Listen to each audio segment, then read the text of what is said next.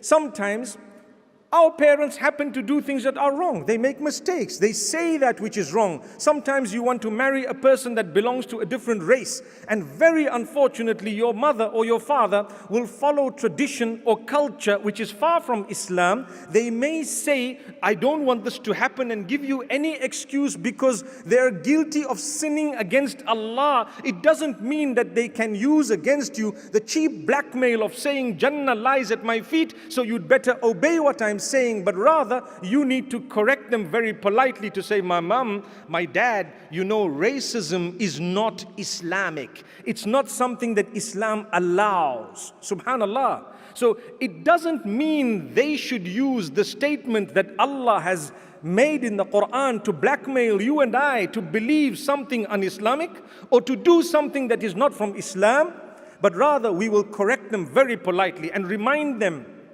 And this is why those of us who are parents here and those who may hear this later on, please understand your duty and your responsibility unto Allah. Never use these statements to force your children to do things that are ridiculous, that are unacceptable, that are fulfilling your own whims and fancies, because trust me, you need Jannah as a parent as much as your children would need Jannah.